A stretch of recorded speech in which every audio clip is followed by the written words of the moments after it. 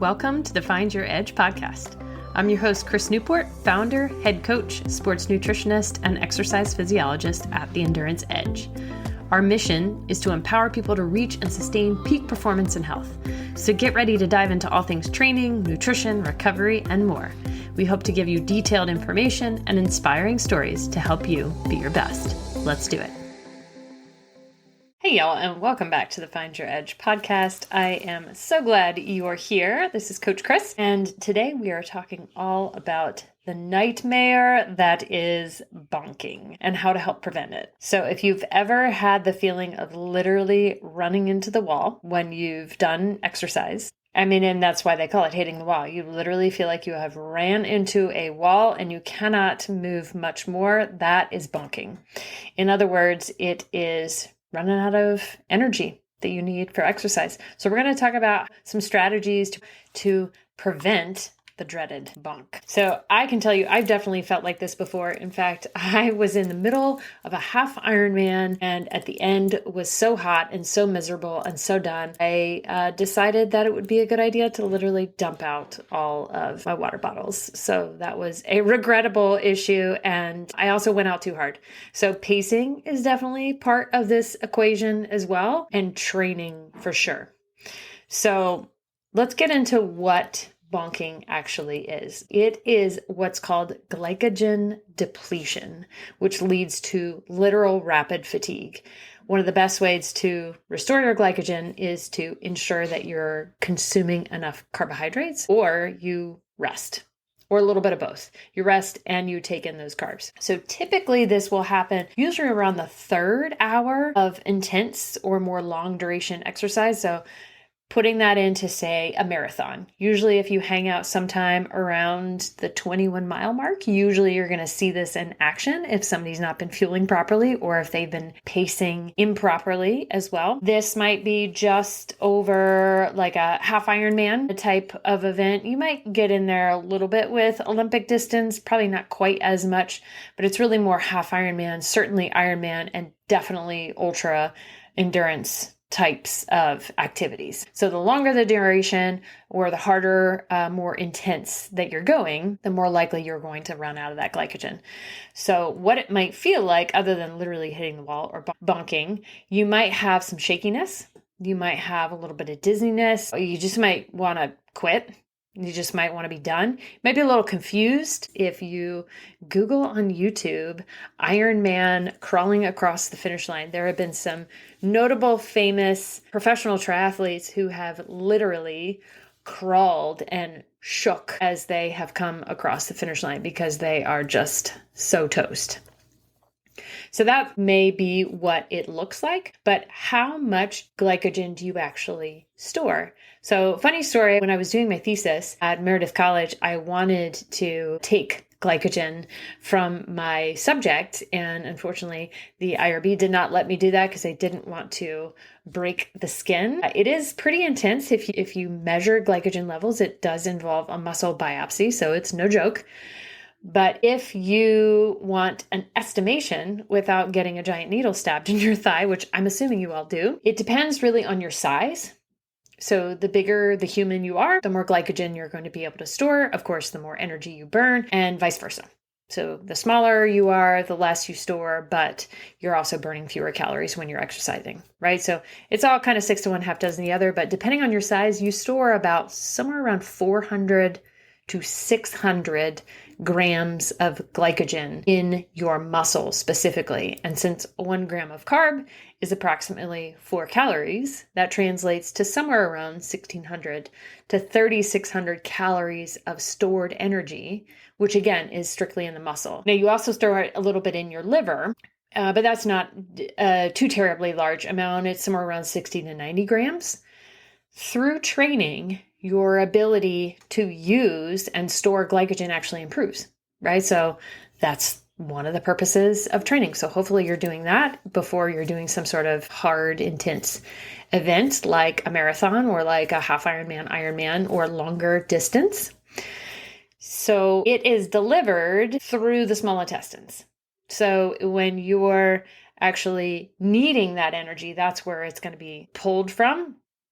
And interestingly, you and I, well, me sitting in this chair right now, and you maybe on the treadmill or driving in your car, wherever you are, even if you're not exercising, you're still using it right now. So it's not something that's exclusive just to exercise. You're using it on a regular basis, even if you're just resting. So this is where your dietary patterns come into play. So carbohydrates are your friend. In this case, they are your fuel, certainly for endurance activity. So again, glycogen is the stored form of carbohydrates. And once you run out, you crash. So no fun. Nobody wants to have a terrible performing day. Nobody wants to get overly tired or have that higher risk of hypoglycemia, especially if you're somebody who tends to be at risk of low blood sugar. No good. So some of that low blood sugar symptoms could include things like headaches, shakiness, you may even pass out. So carbohydrates, quick reminder, where do they come from? Certainly grain starches, things like bread, pasta, rice, baked potatoes, sweet potatoes. They also come from vegetables. They also come from fruits and all those good types of things. And of course, the engineered foods that you might think of more from a sports nutrition's perspective. So sports drinks, gels, chews, and then you also have some natural fueling sources like bananas, raisins, dates, things like Cliff Bars, Laura Bars, oats. So the list goes on and on. Generally speaking, it's not particularly hard to find carbohydrates in our food or to be able to purchase them, whether you go to a running store or you get something online or you go to the grocery store or you go to the gas station. So they're pretty ubiquitous and easy to find. So then it's just a matter of how much do you need when it comes to exercise in order to avoid this bonk? So first of all, I do want to make sure that, again, you're training your gut as you are training your body. Certainly as you get up into those longer distances, those longer runs, those longer rides, this is something that you need to practice. Generally speaking, and we test this in the lab and we actually see how much energy are you using from carbohydrates and from fat as an energy source at different intensities during a certain type of movement. So in our lab, we do rowing, running, and cycling. So we can actually see what is your carb burn or glycogen use and what is your fat oxidation. So hopefully as aerobic athletes, we are using some fat as an energy source, but the faster you go, the less fat you use and the more carbs you use, therefore the higher likelihood that you're going to run out of these. So a good starting point, and I don't want to overgeneralize, and this is where we get much more nitty gritty in our fueling and hydration boot camp that starts in May. So you can find out more about that and get on the priority list at theenduranceedge.com/fueling boot camp. But a good place to start is somewhere around 30 to 60 grams of carbs per hour for exercise purposes. All right, so usually I have my women start on a little bit of the lower end, and I'll oftentimes have my men start a little bit on the higher end. Let me back up here for a little bit. Your gut, from the literature, we have seen that it can oxidize 1 gram of carb per minute. And then we go, what happens after that? So what is going on in literature right now is so in other words, the gut is the major limiter for our ability to push harder because we can expend a ton of energy, but how do we keep going and how do we keep going harder for longer? And being able to fuel our bodies appropriately is one of the major limiters in exercise. Our gut. So if we see that you can generally oxidize 1 gram of carb per minute, how are we able to push that number up? And so what's going on in the literature right now is trying out all these different combinations of different types of carbohydrates. So you are most effective in especially long distance. So I'm going to say like 3 hours plus. 2.5 to 3 hours plus, getting 2 types of carbohydrates in whatever you're using for exercise. So some types of carbohydrates that you might recognize if you look at the label or if you're purchasing a particular product is good old-fashioned sugar or sucrose. You might notice glucose on the label. You might notice dextrose or maltodextrin. You might notice tapioca syrup. So there are dozens of these different types of carbohydrates that are used in various products. We want to make sure that the product has at least 2 of those types of carbohydrates. Now, here's the fun part. Where we're able to see that athletes can increase their ability to oxidize carbohydrates is when we tack on fructose. So fructose is isolated from fruit and is what makes fruit sweet. So if we add in fructose, which has to make its way, again, you consume these things. They're what's called exogenous carbohydrates for exercise, things like gels, chews, sports drinks. Again, it can be natural sources like bananas, dates, raisins, etc. When you consume them, they have to get through your stomach and down into your small intestines. And then fructose has to go to the liver and then make its way to working muscles. So it's a little bit of a longer pathway, which is why there's some thought of, we can increase our ability to take in fuel or take in nutrition, specifically carbohydrates, to be able to be delivered to working muscles when we find that nice balance of glucose and fructose. So you are unique and wonderfully human. I hope all of you know that. And I'm going to continue to say that many times, but you are a fabulous human being. But what we see, at least in the literature, is a good starting point. We might see that like a 2-to-1 is working.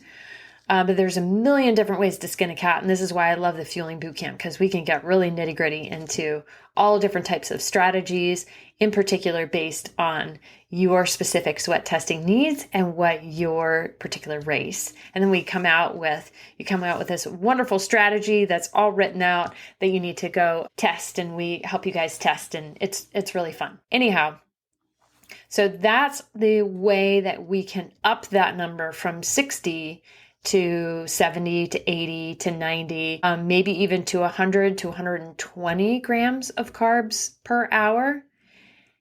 What it really comes down to is what you are able to tolerate.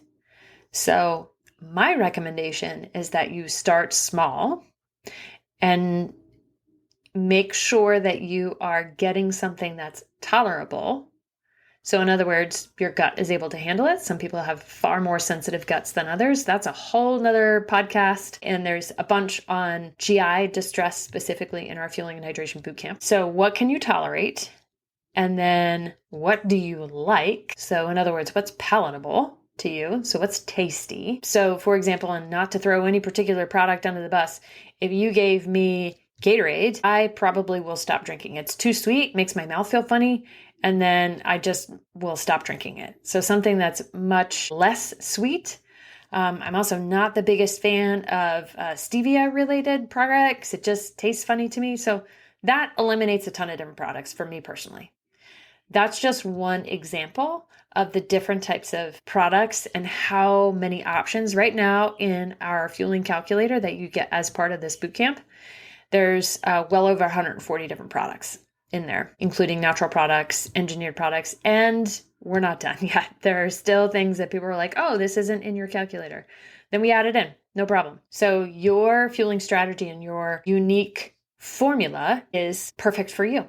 So that's a way that we can start to push those increased numbers. That doesn't mean that you start off at 120 grams of carbs or 100 grams of carbs per hour. It's all in adding in that little bit of extra and then finding what's tolerable and what's palatable and which logistically you're able to execute as well.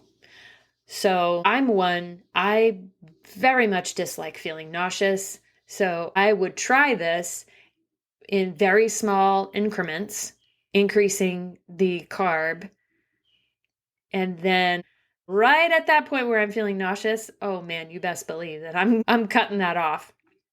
So as a little example, I often see triathletes who will over push their, potentially their pace, but certainly how much they're trying to ingest on the bike because they're like, oh, I've got like a roving kitchen here. May as well take as much as I possibly can in.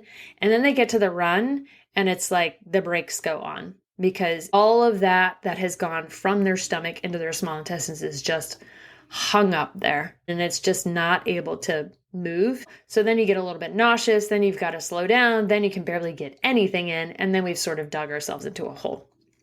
So consistency is certainly important. So anyway, 30 to 60 grams of carbs per hour is a great starting point, and then move your way up from there. Your magic number might be somewhere around 80, might be somewhere around 90, might be somewhere around 100 or more. Keep in mind that heat will decrease typically by about 10%. Your ability to oxidize carbohydrates, your ability to actually use it. So if you're taking it in, it's more likely to just kind of sit and be slow because your body is sending so much blood to your skin in order to sweat, to dissipate heat because your core temperature is rising. Your body so desperately wants to protect you and obviously keep you alive. And if your core temperature rises too much, that's when we get into heat stroke territory. So no bueno.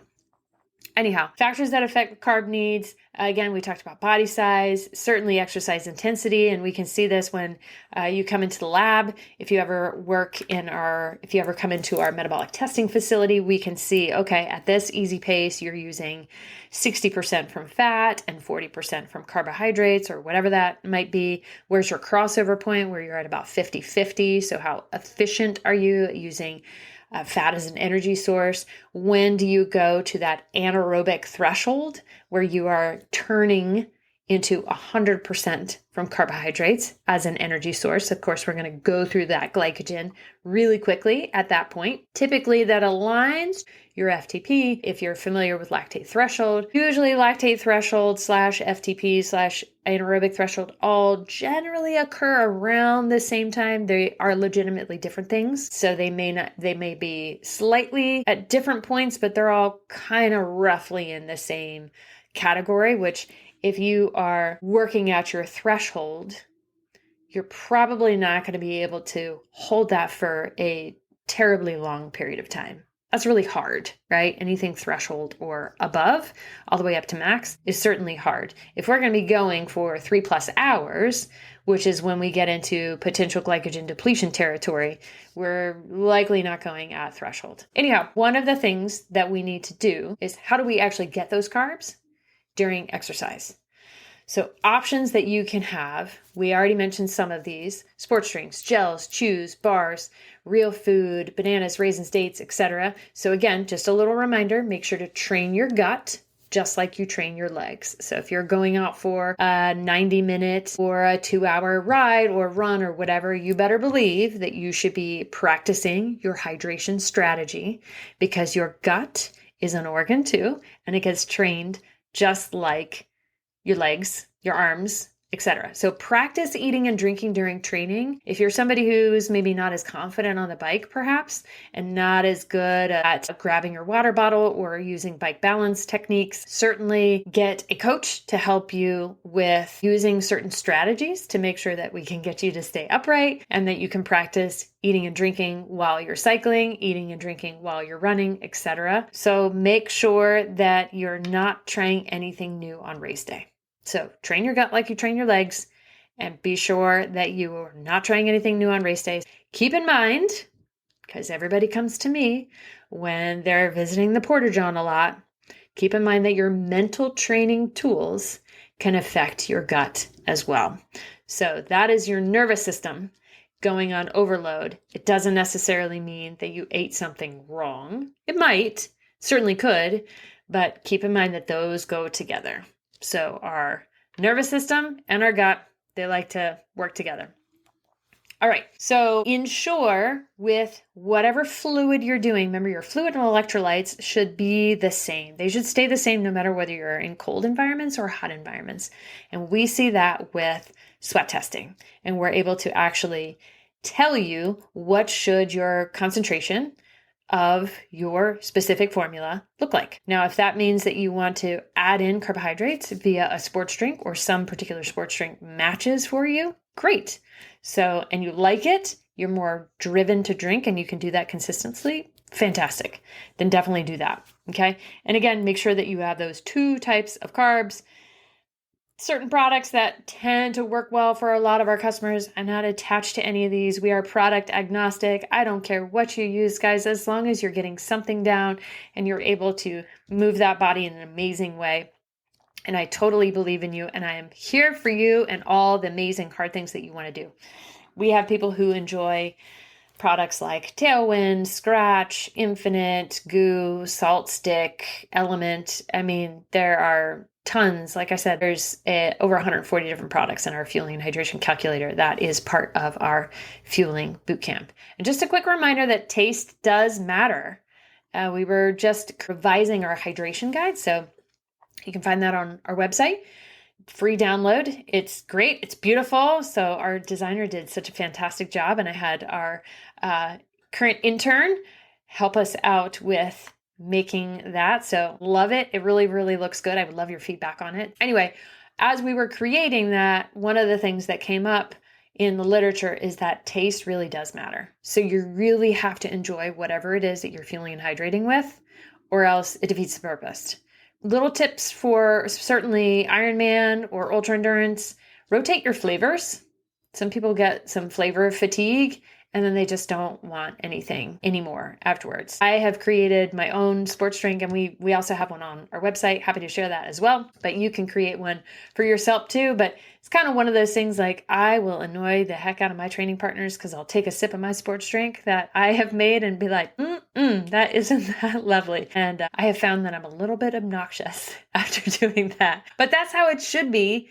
You should enjoy whatever it is that you're fueling and hydrating with, because hopefully you're enjoying whatever it is that you're doing for exercise and that you are crushing goals and taking names. I love it. So with all of that in mind, so that you avoid bonking, ensure that you make a plan, because at the end of the day, personalization is key. Consider if you have any medical conditions. Consider if you're on any medications. That's important too. Consider your sweat testing needs. So your sweat is kind of like your fingerprint.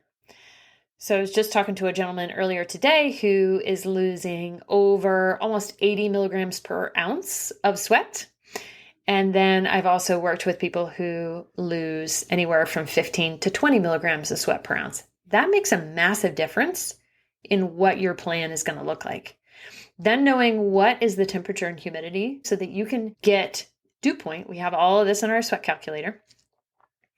And we also send you a hygrometer so that you can hang it outside and see, okay, I'm headed out for my run. What's the temperature? What's the humidity? The dew point gets calculated. And that is important information to create our scatter plot chart that indicates what is your intensity, what is the dew point, and how much are you sweating. And then you've got this information going into whatever race it is, whether it's in January or September or July, in Australia or North Carolina or Florida or Minnesota. Doesn't matter. And then you have that information so that you can create that personalized fueling plan so that you can go farther and faster without bonking. So bonking is preventable with the right carbs, the right strategy, and practice. Practice, practice, practice. So certainly we want you to fuel smart. We certainly want you to race strong and use that personalized plan so that you can avoid bonking. So if you want to take the guesswork out of your fueling and hydration strategy, then come check out the Fueling and Hydration Bootcamp. Would love to have you there. It's a comprehensive program designed specifically for endurance athletes who want to go the distance without cramps, without GI distress, or energy meltdowns. You get access to expert live coaching calls with me. Personally, you get practical tools like our hydration calculator. We have just come out with a brand new edition based on your feedback so that it's even easier to use. We've got fueling templates, and we've got an amazing community of like-minded athletes who are learning how to fuel smarter of all ages, y'all. We've got people in their 20s up into their 70s who want to do amazing things for yourselves. So we only open the doors once a year. And right now, get on the priority list, because the doors will only be open for a couple of days in May. So if you get on the priority list, you're going to be the first ones to know. So check it out at theenduranceedge.com/fueling bootcamp to join us and make your next long race your best one yet. So train smart, fuel smarter, and whatever you do, don't bonk. Thanks again for listening. Thanks for listening to the Find Your Edge podcast. If you like what you heard, don't forget to subscribe on your favorite podcast platform so you never miss an episode. And if you're interested in learning more about our endurance coaching, sports and wellness nutrition, metabolic and sweat testing, triathlon training team, or our triathlon training library, be sure to check us out at theenduranceedge.com. And don't forget to follow us on social media at The Endurance Edge. Thanks again, and we'll catch you next time.